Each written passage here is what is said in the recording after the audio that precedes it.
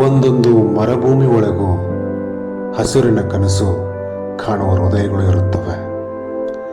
ಆದರೆ ಯಾವಾಗಲೂ ಪ್ರೀತಿಗೆ ಪ್ರತಿಫಲ ಸಿಕ್ಕೇ ಸಿಗುತ್ತೆ ಅನ್ನೋದಿಲ್ಲ. ಇದು ಒಂದು ತಾಯಿಯ ತ್ಯಾಗದ ಕತೆ, ಅವಳ ನಿಸ್ವಾರ್ಥ ಬದುಕಿನ ಕತೆ.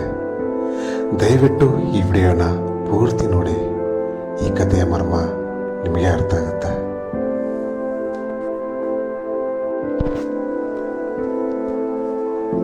ಒಬ್ಬ ತಾಯಿಯಂತೆ, ಅವಳಿಗೆ ಒಬ್ಬ ಚಿಕ್ಕ ಮಗಳಂತೆ.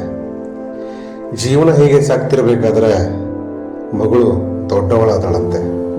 ತಾಯಿಗೆ ಸ್ವಲ್ಪ ವಯಸ್ಸಾಯ್ತಂತೆ.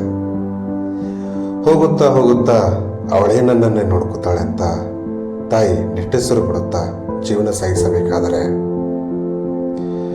ವಯಸ್ಸಿಗೆ ಬಂದ ಮಗಳು ಇನ್ನೇನು ಮಾಡ್ಬೋದು? ಲವ್ ಮಾಡ್ಬೋದಲ್ವಾ? ಎಸ್, ಹೌದು. ಅವಳು ಪ್ರೀತಿಯ ಸಂಗಾತಿಯನ್ನು ಹುಡುಕಿಕೊಂಡು ದೂರ ಹೋಗೋಣ ಎನ್ನುವ ಪ್ಲಾನ್ ಕೂಡ ಮಾಡಿದ್ದಳು. ತಾಯಿ ತನ್ನಲ್ಲೇನಿದೆಯೋ ಎಲ್ಲ ಕೂಡ ಅವಳಿಗೆ ಕೊಟ್ಟಿದ್ದಳು. ಹಣ, ಆಸ್ತಿ, ಎಲ್ಲ ತನ್ನ ಜೀವನವನ್ನೇ ಅವಳಿಗೆ ಮುಡುಪಾಗಿಟ್ಟವಳು. ಸ್ವಾರ್ಥ ಮಗಳು ತಾಯಿಯ ತ್ಯಾಗವನ್ನೇ ಮರೆತು ಅವಳ ಹಣವೆಲ್ಲ ದೋಚಿಕೊಂಡು ತನ್ನ ಬಾಳ ಸಂಗಾತಿ ಎಂಬ ಭ್ರಮೆಯಲ್ಲಿ ಓಡೋಗ್ತಾಳೆ. ಆ ತಾಯಿ ಜೀವನವನ್ನೇ ಸೆಳೆದಿದ್ದಳು. ಅವರು ಅವಳನ್ನೇ ಬಿಟ್ಟು ಹೋದ್ಲು.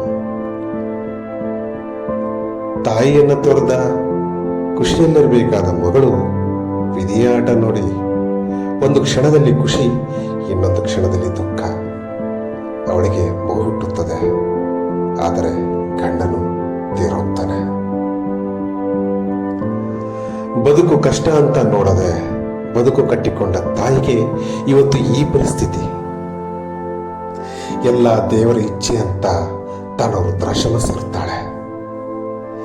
ಮಗಳ ಜೀವನ ಕತ್ತಲೆಯ ಪ್ರಪಂಚದಲ್ಲಿ ಮುಳುಗಿಬಿಟ್ಟಿದೆ. ಸಾರಥಿ ಇಲ್ಲದ ಬಂಡೆ ಹೀಗೆಯೇ ತಿರುಗುತ್ತಾ ಹೋದಂತೆ.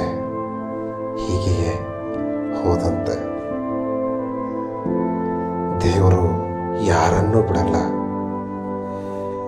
ಒಳ್ಳೆಯದಕ್ಕೆ ಒಳ್ಳೆಯದೇ, ಕೆಟ್ಟದ್ದಕ್ಕೆ ತುಂಬಾ ಕೆಟ್ಟದ್ದೇ. ಅದೇ ಕರ್ಮ ಅಲ್ವಾ? ಅದೇ ಕರ್ಮ.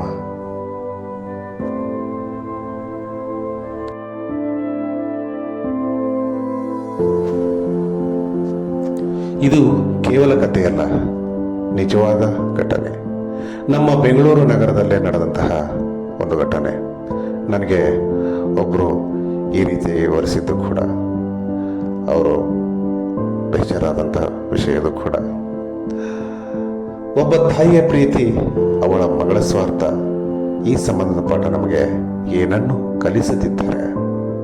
ನಾವು ಮನುಷ್ಯರೇ ಅಲ್ಲ, ನಿಜವಾಗ್ಲೂ ಕೂಡ. ಇದು ತಾಯಿಯ ತ್ಯಾಗ, ಅವಳ ಲೋನ್ ಬ್ಯಾಟಲ್ ಮತ್ತು ಬದುಕಿನ ಕರ್ಮದ ಉತ್ತರಗಳನ್ನು ಹೇಳುವ ಕತೆ, ನಿಜವಾದ ಕತೆ. ದಯವಿಟ್ಟು ಈ ವಿಡಿಯೋ ನಿಮಗೆ ಇಷ್ಟ ಆಗಿದ್ದರೆ ದಯವಿಟ್ಟು ಸಬ್ಸ್ಕ್ರೈಬ್ ಮಾಡಿ, ಹಾಗೆ ಪ್ರೋತ್ಸಾಹಿಸಿ ನಮ್ಮಣ್ಣ. ಧನ್ಯವಾದ.